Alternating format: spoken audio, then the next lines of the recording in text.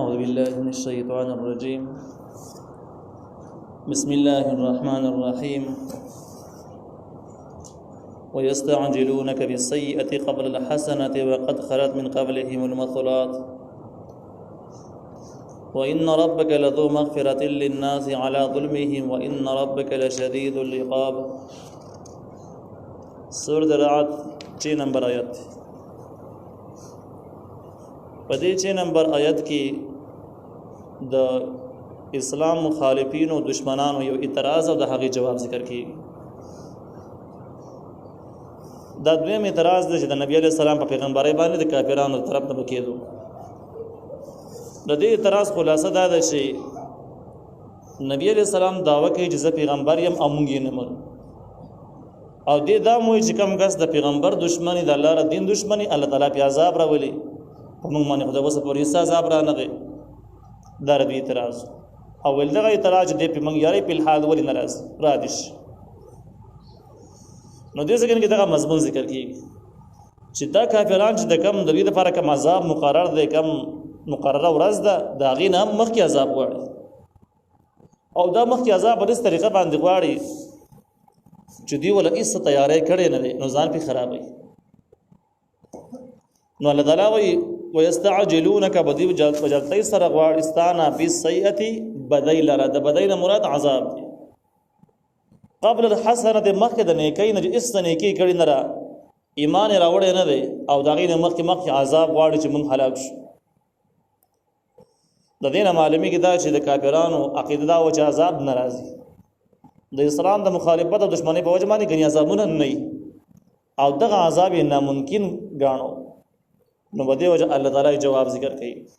وقد خلت من قبلهم المصلات، او یقینا تر شوی د دوی نه مخکې د موجوده کافرانو نه مخکې تر شوی دي المصلات رسوا کون کی عذابونه. مثلات دا جمع د مثلتون ده. مثلتون هغه سزا او عذاب ته ویل کیږي چې د خلکو مینځ کې رسوا شي، ذلیل شي. دا مثلات د مسله جمع د مسله اکس ته هم مسله ویل کیږي چې سړی کله کس مړ کی او دا غي نه وګونه لاس په ټیکټ کی ته مسله مسله وي ځکه دا مړ کو او دا سه مړ ک ډیر زیات ذلیل کو وی شرم او په اسلام کې د مسلې نه من راغله لغه د هم مسله وي. دا مثلات د جمع ده. دې معنی دا چې باقي معنی د سیا عذابونه راغلي چې بیخي شرمولې دي، رسوا کړي دي، ذلیل کړي دي خلکو په منځ کې. جواب حاصل دا شو چې د اسلام د مخالفت د وجنه مکه عذابونه راغلي، تاریخونه باقي باندې گواهی. عذاب راتل د اسلام د مخالفت د وجنه ناممکن نه بلکې ممکن سچ یقیني درازي. لہذا دوی دا اعتراض عباس او بے پایدې دي عذابونه راغلي په دوی به هم راشي او مقرره ټیم باندې مخ کې نه او ردی نه مخکې چې څومره تیر شوی په ټول باندې د قشن عذابونه تیر شوی دي. وړاندې د حقیقت تفسیری واقعات تیر شوی دي. وان ربک لذو مغفرة للناس على ظلمهم، یقینا رب ستا خامخ خاوند بخنه د پاره د خلکو على ظلمهم سر د ظلم نه چې چا ګناونه کړي ظلم کړي. ظلم په معنا د ګناه سره دی. څومره ګناونه چې الله د انسان کړي د الله نه معافي وغواړي الله تعالی خاوند بخنه دی او د سکس بخي معاف کوي. وان ربک یقینا رب ستا لشدید العقاب صح عذاب ورکون کړي. نو دې ځکه چې الله تعالی دوه صفاتونه ذکر شو، یو خاوند بخنه او دویم صح عذاب ورکون کړي. د دوانو خلاصه دا ده چې کله د انسان نه خدای وشي د مایوسۍ خبره نه ده. د الله تعالی په اسلامي آسماني دفعاتو کې دادي چې څوک د توبه واسي الله تعالی معاف کوي، خاوند بخنه دي، نو مایوس کې ده نه بګار. او دویم د دې دویم حصي خلاصه دا ده وان ربک لشدید العقاب، چې کوم خالق د الله تعالی د بخنه نه پیدا پورته نه کی، توبه ونه واسي، معافي ونه غواړي او د دې د پینا فائدہ وانه اخلي، نو بیا الله تعالی سخت عذاب ورکوونکی دی. تفسیر معنی قرآن وایي د دوه مضمونونه چې رايو ذکر دي نه دا خبره ثابتېږي چې کوم خلک د اسلام باندې هیڅ عمل نه کوي، د اسلام نه باغیان هغه وایي چې الله تعالی غفور رحیم دی، خیر دی، موږ پکې بخي څه خبره نه ده. نو دا هغه دا قول یقین رد دی، ذکر رد دی چې الله تعالی غفور رحیم دی. خو چا د پاره هغه چا د پاره د غفور رحیم صفت نه پیدا پورته کی معافي وغواړي، نو بیا الله تعالی غفور رحیم دی. او الله تعالی شدید العقاب دی چا د پاره چې دغه د فینه فائدہ پورته نه کی او ځان په ګناہونو باندې کلک چې دې ته بس ریبه د واسینه خپل کار ناجایز پریدي نه او په دې تمه دی چې ما به الله وبخي والله تعالی غفور رحیم دی. نو تفسیر ما په قران وایي دا قول مردود دی، دا رد دی، دا قول صحیح نه دی او دا شیطانی وسوسه ده. او شیطانی وسوسه کې دا خبره شته چې ناجایز به ته جایز کار کوي. ويقول الذين كفروا لولا انزل عليه آية من ربه. دا دویم اعتراض دی د کافرانو د نبی علیہ السلام د رسالت نه چې نبی علیہ السلام نعوذ بالله غنی پیغمبر نه دی او بدغه باندې به دلیل پیش کاو، اعتراض به وکاو. د دې اعتراض خلاصه دا ده چې نبی علیہ السلام پیغمبر یي نبی به دې معنی هغه نه خول نازلېږي چې کومه نه قبم کوو. د دې آیاتونو مراد فرمایشي معجزه مراد درسه معنی نه ده چې نبی علیہ السلام باندې معجزې نه دی راغلي، د معنی نه ده ځکه کافرانو دا منل چې نبی علیہ السلام معجزې ډیر راغلي خو دغه موږ نه غواړو، موږ نوري معجزې دي هغه زموږ د فرمایش او د مرزي مطابق دي نوري دي. مخکې باقي باندې موږ بحث کړی دی چې د دوی فرمایشي معجزې به کمی کمی وي. هغه کې و ناجایز دا و چې زموږ مړي راځوندي کا او موږ کورونو ته راغواړو درونو نیکونه کورونو ته راوړل چې راواله چې خبرې اترې وسره وکړو، خبرونو ته پوښتنه وکړو، سوالات جوابات او معلومات ته وکړو، څنګه چل شوی د خبرونو بیا به ایمان راو. او دوی مدار چې د مکه معظمه نه کوم تیر شابه کوم لوی غرونه دي دا غرونه د سورو زرو جوړ کړ او دې ځګین نه لری کا او دې ځګین کې باغونه نهرونه بنگلې جوړ کړ موږ به بار نه است بیا موږ وایو چې ته پیغمبر دا اسی مذاق او ټوکې شروع کړې انکار وکاو. نبی علیہ السلام معجزې چې کوم سیرت کتابونو نقل کړي مشهور معجزې د نبی علیہ السلام د درینی مستوره بره دي په اسلامي تاریخ د پیغمبري په حواله باندې ټول نزيات معجزې د نبی علیہ السلام نو بیا دغه باوجود نه شوی چې معجزې نازل شي او معجزه نه دراغلي بلکې دوی فرمایشي معجزې یادولي او چې دغه فرمایشي معجزې چې مونږ یادو چې اگر نه لې مونږ پیغمبري بیا نه منو. الله تعالی ويقول الذين اوايها كسان كفروا چې کافران دي لولا انزل عليه آیه ولنازلی کې په پیغمبر باندې یو نه یعنی فرمایشي معجزه مراد مر ربه طرف در خپلنا. نو جواب ادا دی انما انت منذر ولكل قوم حاد، یقینا ته صرف ير ورکونکې خلق ته او د معجزو اختیارات او ټیکه تاثیر نشته دی. معجزه د پیغمبر په اختیار کې نه. الله تعالی چې کله مغواړي څنګه مغواړي کومه معجزه مغواړي پیغمبر په لاس باندې راخاره شي صادر شي،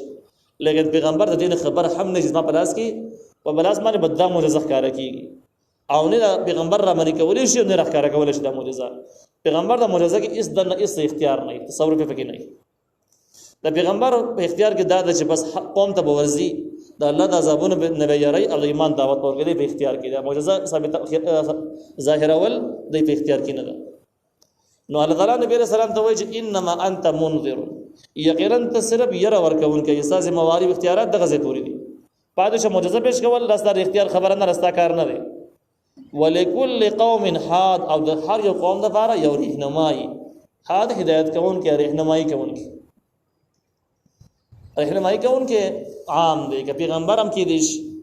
غیر پیغمبر عالم هم کې دي د هر قوم لپاره بس خلک یا پیغمبران په خپل راغلي او که پیغمبران نه دغه مقام علماء کرام براغلي دعوت په ور کړی. په دنیا کې د څومره قومونه تیر شوي دي، څومره علاقې دي، څومره قطعات د ځمکې دي، هر ځمکه د ځمکه په دنیا کې نشته دي چې هغه ته حادي یعنی لار خودونکو کس ورغلي نه. نو ودی د دینه د کافرانو د باطل خلکو یو اعتراض هغه جوړ کړی دی سره سمون نه خوري، لیکن هغه بهر حال ساده خلکو ته بدو کوي. هغه وایي د لکل قوم حاد حق قوم د لپاره هدایت کوونکی. لہذا په پنجاب کې په هندستان کې په نور ځایونو کې هم یو پیغمبر پکارو. نو دی وجه مرزا غلام احمد قادیانی راغی داس نور شي نه رالو دروغ داوی وکړلې ځکه چې الله ویل هر قوم د لپاره هدایت کوونکی. نو ګوره د حادین ویل د پیغمبر نه دی ویل او هدایت کوونکی عامي. سورۃ یاسین کې به بحث راشي چې پیغمبر دوه کسان دعوت د لپاره یو قوم ته ولېګل، خلک مخالفت وکړو، دغه پیغمبر وسره درې ملګری کو چې تو سره لاړ شي تیم راسته وکړي ډیر شي بیا درې لاړل. مشوره واقعه سورۃ یاسین کې براشي پیغمبر په خبر د قوم ته ورنه راغی. نو هغه حادین وو خدا درې کسان د حادین وو پیغمبر هدایت یې کړې د قوم ته، لیکن دا پیغمبران نو. نو مدغه حواله سره موږ دومره ویلې شو چې هر قوم ته هر علاقه ته هدایت کوون کې راغلي دی، لیکن لازم نه ده چې دا پیغمبر دی نه بلکې عالم دی بل څوک دی او دا تاریخ هم ثابت کړل بدی هر څه پويږي چې کوم خلک بدی نه پويږي الله تعالی د یو کس را لګړي د بدی نه پوي کړی او بیا دا غینه ترې دی لہذا دې آیات د پیغمبري سره هیڅ تعلق نشته بلکې دا پیغمبر او غیر پیغمبر دواړه کې دي الله يعلم ما تحمل كل انثى لدې ځګینا 7 نمبر آیت پورې د سورت اولنې باب پورا شو چې دا خلاصه موږ وړاندې ویلې با 7 نه اخوا دویم نمبر باب شروع کیږي دا باب چې کوم دی 14 نمبر آیت پورې دی 14 نمبر آیت پورې چې کوم باب دی نو د دې 7 نه اخوا یعنی 8 9 10 11 12 د 12 نمبر آیت پورې بدې کې 15 دلایل عقلیه ذکر کیږي په دې خبره باندې چې علم غیب صفت د الله تعالی د مخلوق په قطعا شریک نه دی نو د 12 نمبر آیت پورې 15 دلایل عقلیه په دې خبره باندې چې علم غیب د الله تعالی کې علم غیب صفت د الله تعالی د مخلوق په قطعا شریک نه دی او د توحید په علم ملي کیږي او جسو کې مخالفت کې هغه مشرک په علم دی بیا داغه نورستا په 14 نمبر آیت کې د فرشتو حالات ذکر کیږي چې فرشتي د الله تعالی نو څومره یریږي څومره تابعداري دي ورسره تخفیفات ذکر کیږي په 13 نمبر کې او بیا په 14 نمبر کې به رد د شرک وشي په دعا کې چې دعا به سوال کول بغیر د اسبابونو بغیر د الله تعالی نه د شرک راځي سوال باس مخکې من کړی دی اسباب لاندې د چا نسیس مختل چې ته چا کور د ورشه شي ته وغواړي نو دا شرک نه راځي بیا د دې د کتاب د ځان کمزوري عاجز کو او هغه د ځان ولوي وګاڼو نو دا سوال دی او شرک نه دی حرام دی ناجایز دی کدا ځان لوي کدا ځان کته ونه غاڼو هغه ځان برابر ثابت دی او بالکل هغه خپل ځان سره برابر غني نو بیا التماس جایز دی څه خبره نشته قرض غوښتل دا جایز دی بده کې څه خبره نشته اوس راځو دعا ته چې کم قسم دعا شرک دی نو هغه دعا شرک دی چې کله یو چانه سغواړي خدغه کس کار موجود نه دی تین نه غیب او بیا هغه ته بدیم پويږي چې داغه سره کار ظاهري اسباب نه معلومیږي اسباب سره نشته دی لیکن ته چې نه هغه د بغیر د اسبابونو زما خبر اوري او زما سره مرسته کولی شي دا نمونه دعاګانې غوښتل د الله نه بغیر د بل چانه د شرک په دعا کې راځي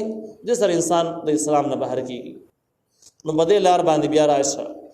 د شیعاګانو ځینې ډلې د امام حسین رضی الله عنه سوالونه کوي دعاګانې ته غواړي بلکې په ایران کې ځینې ځګینو کې د امام حسین رضی الله عنه په نوم باندې ذبح هم کیږي خرب ساروی علی دغه په نوم د الله نوم په ځای باندې امام حسین نوم استعمالوي دا قطعي شرک ته بده کې هیڅ سوال نشته هیڅ خبره نشته دغه شان د شیعاګانو ځینې ګروپونه د علی رضی الله عنه دعاګانې غواړي په دې غټو غاړو په لیکلي یا علی مدد او دغه شان د کې هغه علامات سرګندي ځینې خلک چې کوم دي هغه د بزرګانو د قبرونو مالکانو ته نسبت د امداد کې د زمو سره امداد کولی شي زموږ په پښتو کې مزري خبرې سره مشورې دي د زنانو کې اوس شته یا پیر بابا اورسته کې امداد را سره وکي چې الفاظ دې په ځمن استعمال کړي چې ګردوی عقیده رسې نه خو کله عقیده رسې چای نو به یقطعي شرط دی او عقیده نه نو به د الفاظ مشکوک دي پرېز دي نه پکار دي نو بیا په 14 نمبر کې با رد شرک وشي په دعا کې الله تعالی وی الله يعلم الله پويږي ما په هغه سمانه تحملو چې بارای او چتای زنانا بخېټه کې چې بار او چتای بخېټه کې کل انثى هر زنانا هر ماده چې کوم ده بخېټه کوم سو چتای الله تعالی دا تفصیلی پیژني څنګه پیژني یعنی په دې اعتبار سره پیژني چې ردی عمر سمره دی میعاد سمره دی نټه سمره دا نر دی که خزه ده چې په دې تفصیل باندې ژوند دی پیدا کیږي مړو پیدا کیږي عمر به سمره پر تفصیل باندې الله تعالی د مخ کې نه پويږي وما تغيظ الارحام هغه چې کمایه خېټه د زنانو وما تزداد هغه زیاتې بری دوه معنی پويږي د رحمونو سز کماول او زیاتول د دې څه مطلب دی د دې دوه مطلب دي یو مطلب دا دی چې هغه د خېټه چې کم ده هغه رحم او خېټه چې کم د اولاد د پاره زیاده نو هغه کله نټه سیوا کی کافی نټه وخت ډیر عمر واخلي هغه نه بعد پیدا شي کله د نټه راکمه کې بلګ وخت پیدا شي دم کمه دلو زیاتې دل شي او کله د سی وشه چې په دې رحم کې دنه دا بچي دوی درې ډېرې دیم شي او کله راکم کې یو شي نو په دې طریقه باندې دا کمی او زیاتې په میعاد کې راځي په مقدار او تعداد کې راځي او په دې باندې الله تعالی پوهیږي مخلوق پې نه پوهیږي. دې ځکه کې یو سوال شته چې هغه سوال دا دی چې ډاکټران په جدید وسایلو او ذرایعو سره ځینې معلومات کولی شي او دغه نر او ښځه هم پکې معلومولی شي تر یو حده پورې. د هغې جواب دا دی دا یوه اندازه ده، دا یې قطعي علم نه دی. دغه وسایل بیا خطا کېدی شي، غلطېدی شي او غیر ته نتیجه هم ورکولی شي. دې نه معلومېږي دا چې دغه علم یقیني نه دی، دا اندازه ده، د اټکل دی او یقیني علم د الله تعالی دی، پکې ذره بره تغییر نه راځي. څنګه چې همغسې ته معلومي او پاتې شو د وسایلو استعمال او د هغې باب او علم، نو هغه داسې دی چې بس یوه اندازه لګولی شي لیکن قطعي رپورټ نشي پیش کولی چې دا به څومره عمر لري او دغه شان دی دا به نیکبختي که بدبخته به وي، څومره وخت بعد پیدا شي او دغه اعتبار سره دې رپورټ پیش کولی نشي او نر به ښځه کې هم دې رپورټ کله کله خطا ثابت شي، غلط ثابت شي. دغه یو اندازه شوه، دا قطعي علم نه دی او د الله تعالی علم قطعي دی. نو دغه علم د الله تعالی علم سره څه سمون نه خوري. وکل شیء عنده بمقدار، او هر یو څیز د الله تعالی په نظم باندې په یوه اندازه باندې دی. هر یو څیز تر دې حده پورې انسان دا جسم راواله، نو انسان دا جسم هم ټول اندازه را لکه په دوه خپې دي داسې نه کېږي چې وخت په اوږدی بله لنډ دی، بلکې بالکل یو شان اندازه د انسان د ذهن نه ورخوا. لاسونو کې لنډ اوږد نه وي، شونډو کې دوه شونډې دي لنډ اوږده پکې نه وي، سپېږمې دوه دي یوه لنډه بله اوږده داسې نه راځي، غوږونو کې نه راځي الا ماشاءالله که یو انسان چې معذور دی داسې ابشا نادري اکثري نه راځي. دغه شان ده کې هر یو څیز راواخله، نو د ژوند تمام وسایل اسباب زندگی هر یو شی یو مقدار لري او اندازه لري. اوس هر شی په مقدار باندې دی. دین دا مسله معلومه شو چې الله تعالی څومره مخلوق دنیا ته رالیږي دا په مقدار باندې دی. هر یو شی په مقدار دی، د انسانانو راتګ هم په یو مقدار باندې دی. دې باره کې دا مستبیع سوچونه چې یاره که انسانان ډیر شي نو وسایل به کم شي او مسایل به ډیر شي او بیا به څه خوري او چېرته به ځي، نو داسې خطا ځکه دی